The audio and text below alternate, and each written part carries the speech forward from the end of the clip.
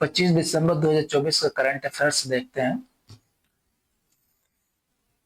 इसका पहला प्रश्न है, अटल बिहारी वाजपेयी की जयंती के उपलक्ष्य में सुशासन दिवस किस तिथि को मनाया जाता है? किस तिथि तिथि को मनाया जाता है, ये पूछा सुशासन दिवस। ए 26 जनवरी को, बी 25 दिसंबर को, सी 15 अगस्त को, या डी 2 अक्टूबर को। तो ये मनाया जाता है कब? 25 दिसंबर को सुशासन दिवस मनाया जाता है। किसके उपलक्ष्य में? अटल बिहारी वाजपेयी की जयंती के उपलक्ष्य में सुशासन दिवस मनाया जाता है 25 दिसंबर को। आगे देख लेते हैं। पूर्व प्रधानमंत्री अटल बिहारी वाजपेयी की जयंती के उपलक्ष्य में 25 दिसंबर को 25 दिसंबर को सुशासन दिवस मनाया जाता है। 2014 में स्थापित हुआ था। कब हुआ था? 2014 में यह स्थापित। इस दिन का उद्देश्य सरकारी जवाबदेही क्या है? सरकारी जवाबदेही और प्रभावी प्रशासन के बारे में जागरूकता को बढ़ावा देना है। किसको बढ़ावा देना है? सरकारी जवाबदेही प्रभावी प्रशासन में जागरूकता को बढ़ावा देना है। ठीक है। 2024 के थीम है क्या है? भारत का विकास। ठीक है, भारत का विकास, भारत का मार्ग, सुशासन और डिजिटलीकरण के माध्यम से नागरिकों को सशक्त बनाना। क्या है इसका? भारत का विकास, भारत का मार्ग, सुशासन और डिजिटलीकरण के माध्यम से नागरिकों को सशक्त बनाना राष्ट्रीय प्रगति के लिए शासन और प्रौद्योगिकी का लाभ उठाने पर ध्यान केंद्रित करती है। इसके अतिरिक्त पंडित मदन मोहन मालवीय की जयंती भी इस दिन मनाई जाती है। किसकी? पंडित मदन मोहन मालवीय की जयंती भी कब है? ये 25 दिसंबर को है। 25 दिसंबर को मदन मोहन मालवीय की जयंती है। यानी जो इस भारत के विकास में योगदान देने वाले नेताओं की दोहरी मान्यता के लिए महत्वपूर्ण बनाती है। अगला प्रश्न है, डोडो एक उड़ने में असमर्थ पक्षी किस देश का मूल निवासी है? डोडो एक उड़ने में असमर्थ है। जो ये डोडो जो है ये उड़ने में असमर्थ है, किस देश का मूल निवासी? ए फिजी, बी मेडागास्कर, सी मॉरिशस, या डी सेशल्स का। कहा किसका नहीं है ये?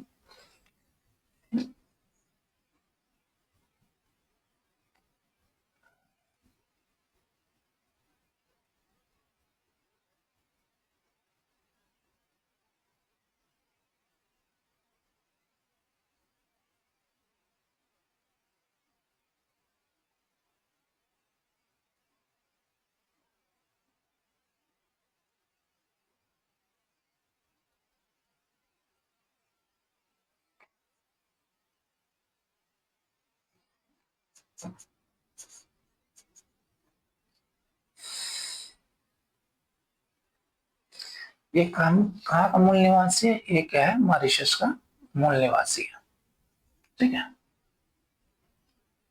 मॉरिशस का ये मूल निवासी है पक्षी डोडो, जो उड़ने में असमर्थ है।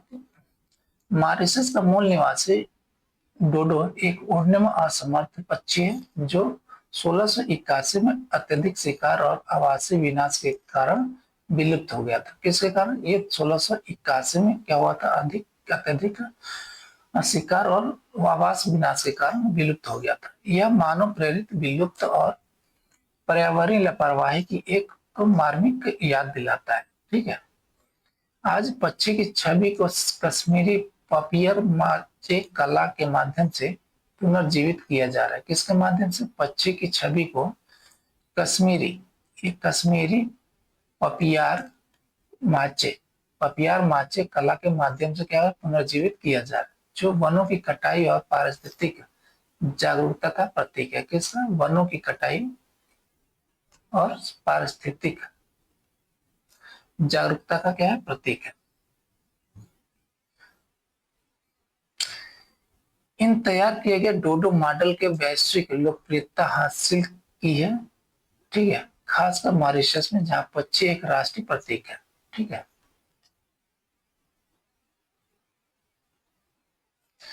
यह सांस्कृतिक और कलात्मक प्रयास न केवल पर्यावरणीय स्थिरता को बढ़ावा देता है, बल्कि सांस्कृतिक आदान प्रदान और हस्तशिल्प के माध्यम से अंतर्राष्ट्रीय संबंधों को भी मजबूत करता है। किसको? अंतरराष्ट्रीय संबंधों को भी मजबूत करता है। किस देश के राष्ट्रपति ने अपनी पहली आधिकारिक यात्रा पर व्यापार, ऊर्जा और सामुद्रिक सहयोग को बढ़ावा देने के लिए भारत का दौरा किया? पूछा, देश का नाम पूछा जहाँ के राष्ट्रपति ने अपनी पहली आधिकारिक यात्रा पर व्यापार, ऊर्जा और समुद्री सहयोग को बढ़ाने के लिए भारत का दौरा किया। ए श्रीलंका, बी चीन, सी बांग्लादेश या डी ऑस्ट्रेलिया? ये है कौन सा? यह है श्रीलंका। श्रीलंका के राष्ट्रपति की पहली आधिकारिक यात्रा है भारत की, जहाँ पे व्यापार, ऊर्जा, समुद्री सहयोग को बढ़ावा देने के लिए भारत का दौरा किया था। श्रीलंका के राष्ट्रपति ने भारत की अपनी पहली आधिकारिक यात्रा की जिसमें व्यापार, ऊर्जा, समुद्रिक सहयोग को मजबूत करने पर ध्यान केंद्रित किया गया। किसमें? समुद्री सहयोग को मजबूत करने पर ध्यान केंद्रित किया गया। चर्चा में तमिल आकांक्षाएं, आर्थिक सुधार और चीनी प्रभाव का मुकाबला करना, भारत की पड़ोसी पहले नीति और सागर विजन के साथ संरेखित करना शामिल है। प्रमुख परिणामों में प्रस्तावित आर्थिक और प्रौद्योगिकी सहयोग समझौते INR, LKR व्यापार समझौतों को बढ़ावा देना, नवीकरणीय ऊर्जा परियोजना और क्षेत्रीय संपर्क में वृद्धि शामिल है।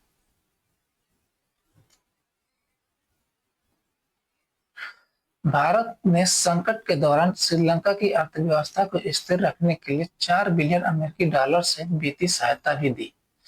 इस यात्रा में क्षेत्रीय सुरक्षा, बुनियादी ढांचे के विकास और ब्रिक्स और संयुक्त राष्ट्र जैसे वैश्विक मंचों में सहयोग के लिए प्रतिबद्धताओं पर प्रकाश डाला गया। किसमें? इस क्षेत्रीय सुरक्षा, बुनियादी ढांचों के विकास और ब्रिक्स और संयुक्त राष्ट्र जैसे वैश्विक मंचों में सहयोग के लिए प्रतिबद्धताओं पर भी प्रकाश डाला गया।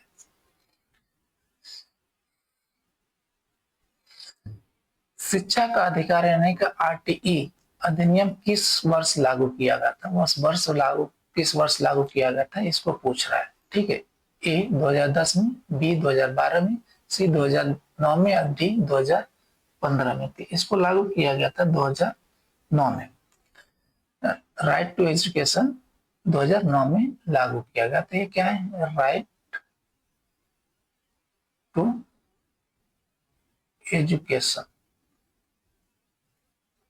ठीक है, RTE राइट टू एजुकेशन 2009 में लागू किया गया। शिक्षा का अधिकार अधिनियम 2009 में लागू किया गया, जो 6 से 14 वर्ष की आयु के बच्चों के लिए मुफ्त और अनिवार्य शिक्षा सुनिश्चित करता है। अधिनियम की धारा 16 ने शुरू में नो डिटेंशन पॉलिसी शुरू की, जिससे ड्रॉप आउट दरों को कम करने और असफलता के डर के बिना सीखने की प्रोत्साहित करने के लिए कक्षा 8 तक के छात्रों को रोकने पर रोक लगाई। ठीक है, यानी कि उनको फेल नहीं करना है, उनको कक्षा 8 तक के बच्चों को फेल नहीं करना है। ठीक है, हालांकि बाद में 2019 में नीति में संशोधन किया गया ताकि प्रदर्शन के आधार पर छात्रों को बनाए रखा जा सके।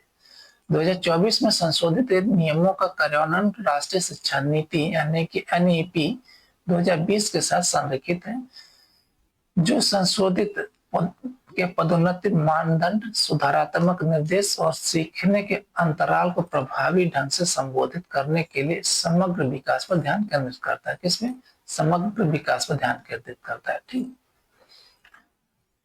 अगला प्रश्न है, कौन सा भारतीय राज्य 2 दशकों में सबसे अधिक ऋण से सबसे कम ऋण में बदल गया? यानी सबसे अधिक ऋण से सबसे कम ऋण में बदल गया, कौन सा है?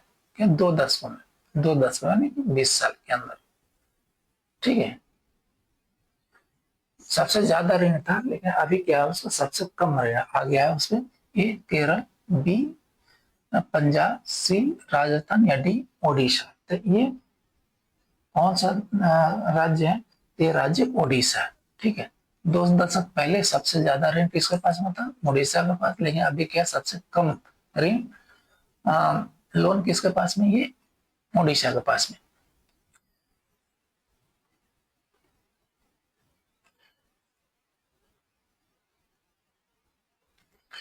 ओडिशा ने पिछले 2 दशकों में उल्लेखनीय राजकोषीय परिवर्तन का प्रदर्शन किया।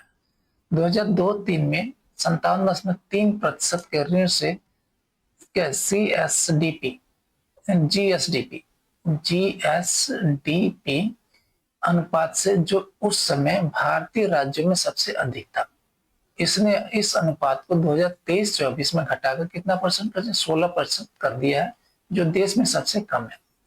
ओडिशा राजकोषीय उत्तरदायित्व और बजट प्रबंधन अधिनियम यानी OFRBMA कर प्रणाली आधुनिकीकरण और खनन पट्टों से राजस्व सृजन जैसे प्रमुख सुधार इस बदलाव में सहायक रहे। क्या किया इसने? ये आपने क्या राजकोषीय दायित्व और बजट प्रबंधन अधिनियम कर प्रणाली आधुनिकीकरण और खनन पट्टों से राजस्व सृजन जैसे प्रमुख सुधार इस पर क्या है, इसमें सहायक हुए, इसको अपने ऋण को कम करने में। ओडिशा ने कोविड-19 महामारी के दौरान भी राजस्व अधिशेष बनाए रखा, जो प्रभावी राजकोषीय प्रबंधन और लचीलेपन का प्रदर्शन करता है। यह सफलता राज्य के आर्थिक शासन के प्रति अनुशासित दृष्टिकोण को उजागर करता है। क्या उजागर करता है? राज्य के आर्थिक शासन के प्रति अनुशासित दृष्टिकोण को उजागर करता है। अगला प्रश्न है, 55वीं जीएसटी परिषद की बैठक में तय किए गए प्रयुक्त इलेक्ट्रिक वाहनों यानी कि इलेक्ट्रिक वाहनों पर नई जीएसटी दर क्या है? यानी कि इलेक्ट्रिक वाहनों पर नई जीएसटी दर कौन सी है? ए 18%, बी 12%, सी 28% या डी 5%। कितना प्रतिशत इस पे लगाया गया है जीएसटी 55वीं जीएसटी परिषद की बैठक में? तो इस पे लगाया गया है 18% कर दिया था। पहले कितना था? ये 18% कर दिया, 18%। तो पहले क्या था? 12%, अब बढ़ के कितना हो गया? ये 18% हो गया। 55वीं जीएसटी परिषद की बैठक में प्रयुक्त इलेक्ट्रिक वाहनों पर जीएसटी दर को 12% से बढ़ाकर 18% करने का निर्णय लिया गया है। यह प्रयुक्त यूबी पर कर की दर को गैर इलेक्ट्रिक वाहनों के साथ संरेखित करता है, जिससे एक रूपता सुनिश्चित होती है। हालांकि जीएसटी केवल मार्जिन मूल्य पर लागू होगा। किसमें? ये मार्जिन मूल्य पर लागू किया जाएगा, जो कि प्रयुक्त ईवी की खरीद और बिक्री मूल्य के बीच का अंतर है। ठीक है, प्रयुक्त ईवी की खरीद और बिक्री मूल्य के बीच का अंतर यदि दावा किया जाता है कि मूल्यह्रास के लिए समायोजित किया जाता है। ठीक, महत्वपूर्ण बात है कि व्यक्तिगत बिक्री पर कोई क्या है जीएसटी लागू नहीं होता। मान लो कि आप कोई वहां इलेक्ट्रिक वाहन खरीदते हो, ठीक है, अगर उसको बिक्री करते हो तो ठीक है, तो उस पर जीएसटी नहीं लगेगा। अगर डीलर खरीदता है और उस पर बिक्री करता है तो उस पर जीएसटी लगेगा, जितना वो इसको प्रॉफिट होगा।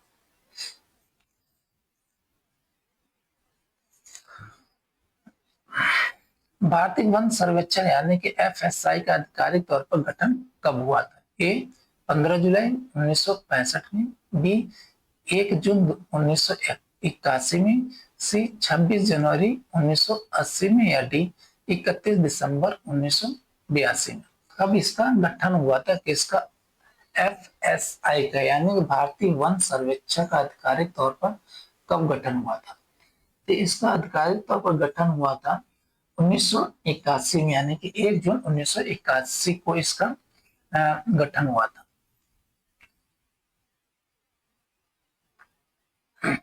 भारतीय वन सर्वेक्षण यानी कि FSI का आधिकारिक तौर पर 1 जून 1981 का गठन हुआ था, जो वन संसाधनों के पूर्व निवेश सर्वेक्षण के बाद हुआ था।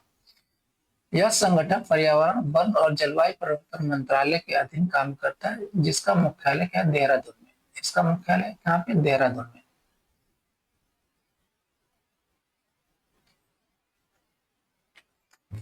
इसका मुख्य उद्देश्य भारत के वन संसाधनों का नियमित मूल्यांकन करना। क्या है? वन संसाधनों का नियमित मूल्यांकन करना और निगरानी करना, जो अस्थायी वन प्रबंधन में योगदान देते हैं। इसके अतिरिक्त एफएसआई प्रशिक्षण, अनुसंधान और विस्तार सेवाएं प्रदान करने में शामिल है, जो भारत के पर्यावरण और पारिस्थितिक विरासत के संरक्षण में अपनी भूमिका को और मजबूत करता है। किसमें? ये भारत के पर्यावरण और पारिस्थितिक विरासत के संरक्षण में अपनी भूमिका को और मजबूत करता है। हाल ही में किस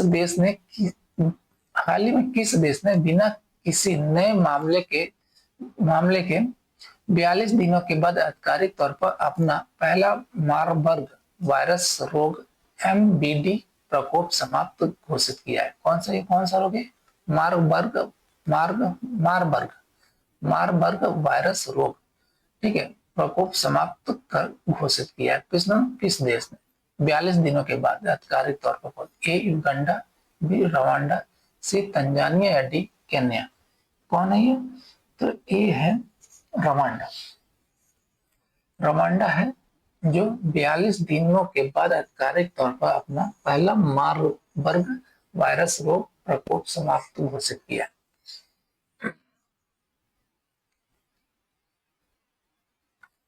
रवांडा ने 42 दिनों तक कोई नया मामला सामने न आने के बाद आधिकारिक तौर पर अपने पहले मारबर्ग वायरस रोग यानी कि MBD प्रकोप को सफलतापूर्वक समाप्त घोषित कर दिया। MBD मारबर्ग वायरस के कारण होने वाली गंभीर रक्तस्रावी बुखार है, जिसका वर्तमान में कोई स्वीकृत उपचार उपलब्ध नहीं, यानी कि इसका उपचार उपलब्ध नहीं है। क्या है? रक्तस्रावी बुखार है, ठीक है। कौन सा? Marburg virus, MBD Marburg virus क्या है? रक्तस्रावी बुखार है, इसका कोई इलाज नहीं है। यह फल चमगादड़ों से मनुष्यों में और शारीरिक तरल पदार्थों के सीधे संपर्क के माध्यम से फैलता है। किसके साथ? फल चमगादड़ों से मनुष्यों में, फल से चमगादड़ों और शारीरिक तरल पदार्थों के सीधे संपर्क के माध्यम से फैलता है। प्रकोप को नियंत्रित करने में रवांडा के प्रयासों में सामुदायिक जुड़ाव, संपर्क अनुरेखण और संक्रमण नियंत्रण शामिल थे, जो देश के लिए सार्वजनिक स्वास्थ्य प्रबंधन में एक महत्वपूर्ण उपलब्धि को दर्शाता है, जो अपने परिदृश्यों और नील और कांगो जैसे प्रमुख नदियों की निकटता के लिए जाना जाता है। अगला प्रश्न है, मोहम्मद आरिफ खान के उत्तराधिकारी के रूप में केरल के राज्यपाल के रूप में किसे फिर से नियुक्त किया गया? ए राजेंद्र विश्वनाथ आर्लेकर को, बी अजय कुमार भल्ला को, सी हरि बाबू कंभमपति को या डी विजय कुमार सिंह को? किसको केरल का राज्यपाल नियुक्त किया गया? किसके जगह? आरिफ मोहम्मद के उत्तराधिकारी के रूप में। तो यह है राजेंद्र विश्वनाथ आर्लेकर। और आरिफ मोहम्मद खान को कहाँ का राज्यपाल नियुक्त किया गया? ये बिहार का। अगला प्रश्न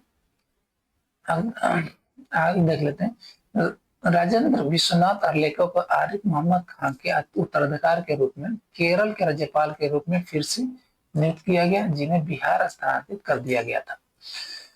राष्ट्रपति द्रौपदी मुर्मू द्वारा घोषित इस फेरबदल में अजय कुमार भल्ला को अनसुईया उइके की जगह मणिपुर का राज्यपाल क्या नियुक्त किया गया भी शामिल है, यानी कि ये अजय कुमार भल्ला को अनसुईया के स्थान पर मणिपुर का राज्यपाल बनाया गया। हरि बाबू कंभमपति को रघुबर दास की जगह ओडिशा भेजा गया, यानी कि इनको क्या है, हरि बाबू कंभमपति को क्या है, ओडिशा का राज्यपाल बना गया, जबकि जनरल डॉक्टर विजय कुमार सिंह को कंभमपति की जगह कहाँ पे ये मिजोरम का राज्यपाल नियुक्त किया, यानी ये जनरल क्या है, विजय कुमार सिंह को कहाँ का, मिजोरम का राज्यपाल नियुक्त किया गया है। इन रणनीतिक नियुक्तियों का उद्देश्य संबंधित राज्यों में रणनीतिक, प्रशासनिक और सुरक्षा चुनौतियों का समाधान करना है, जो क्षेत्रीय शासन को मजबूत करने मजबूत नेतृत्व के महत्व को दर्शाता है।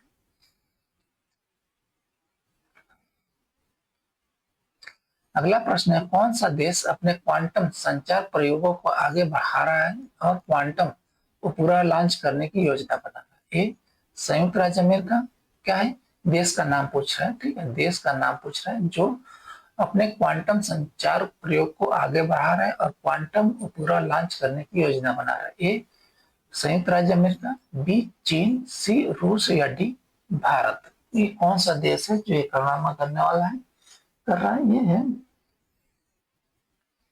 ये ठीक है, ये भारत है, ठीक है, भारत है जो अपना क्वांटम संचार प्रयोग को आगे बढ़ा रहा है और क्वांटम उपग्रह लॉन्च करने की योजना भी बना रहा है भारत।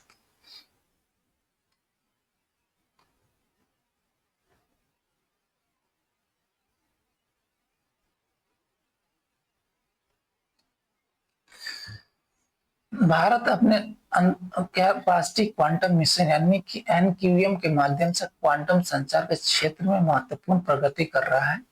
इस मिशन के हिस्से के रूप में भारत का लक्ष्य अगले 2 से 3 वर्षों में एक क्वांटम उपग्रह लॉन्च करना है जो संचार संकेतों को सुरक्षित करने के लिए क्वांटम भौतिकी का उपयोग करेगा, जिससे उन्हें अवरोधन के लिए प्रतिरोध बनाया जा सकेगा। यह पहल भारत को सुरक्षित संचार में अगली पीढ़ी की तकनीक के मामले में सबसे आगे रखेगी। इस उपग्रह का एक अनिवार्य घटक क्या है, क्वांटम कुंजी वितरण यानी के डी किसी भी तरह की जासूसी के प्रयासों का पता लगाकर बिना शर्त सुरक्षा सुनिश्चित करता है। क्वांटम अनुसंधान में भारत की प्रगति सुरक्षित वैश्विक संचार भविष्य का मार्ग प्रशस्त कर रही है। ठीक है, थैंक यू, धन्यवाद।